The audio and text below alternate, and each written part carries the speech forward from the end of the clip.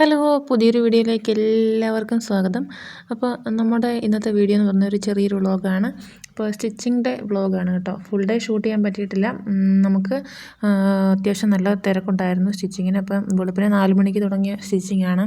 അപ്പം അതിൻ്റെ കുറച്ച് ഭാഗം കുറച്ച് സ്റ്റിച്ച് ചെയ്ത് കഴിഞ്ഞപ്പോഴാണ് എന്നാലും നമുക്കൊരു ഓൺലൈൻ ഓർഡർ ചെയ്ത് കൊടുക്കാനുണ്ടായിരുന്നു. അപ്പോൾ അതിൻ്റെ ഒരു ചെറിയൊരു വീഡിയോ എടുത്തേക്കാമെന്ന് വിചാരിച്ചു. അപ്പോൾ അതാണ് നമ്മൾ ഈ ഒരു വീഡിയോയിലൂടെ കാണിക്കുന്നത്. അപ്പോൾ നമുക്ക് ആലപ്പുഴയിൽ നിന്ന് കിട്ടിയിട്ടുള്ളൊരു ഓർഡറാണ്. അപ്പോൾ ഈ കസ്റ്റമർ നമ്മുടെ കയ്യിൽ നിന്ന് ചുരിദാർ മെറ്റീരിയൽസ് പർച്ചേസ് ചെയ്തിട്ടുണ്ടായിരുന്നു. നമുക്ക് ചുരിദാർ മെറ്റീരിയൽസിൻ്റെ സെയിലും അതുപോലെ തന്നെ സ്റ്റിച്ചിങ് സംബന്ധമായിട്ടുള്ള എല്ലാ വർക്കുകളും നമ്മൾ ഓൺലൈനായിട്ടുള്ള എല്ലാ വർക്കുകളും ചെയ്ത് കൊടുക്കുന്നുണ്ട്.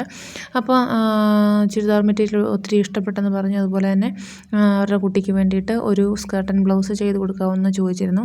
അപ്പോൾ മെറ്റീരിയൽസും നമ്മുടെ കയ്യിൽ നിന്ന് തന്നെയാണ് അവർ സെലക്ട് ചെയ്തിട്ടുള്ളത്.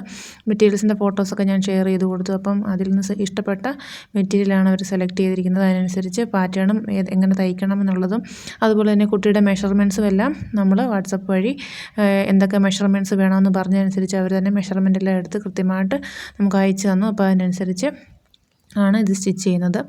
അപ്പോൾ അംബ്രല്ല സ്കേർട്ടാണ് വരുന്നത്. അതിൻ്റെ ഫ്രണ്ട് ആൻഡ് ബാക്ക് പോർഷനും ലൈനിങ്ങും കട്ട് ചെയ്തെടുത്തിട്ടുണ്ട്. അതിന് സ്റ്റിച്ച് ചെയ്യാൻ പോവാണ്.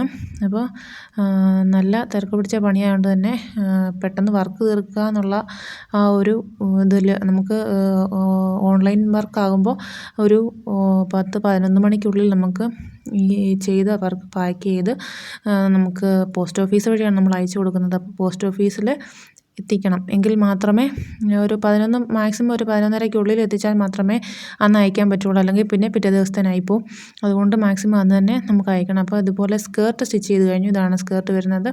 നമ്മൾ സ്കേർട്ടിന് കൊളുത്താണ് വെച്ചിരിക്കുന്നത് ബെൽറ്റ് പോർഷനിൽ.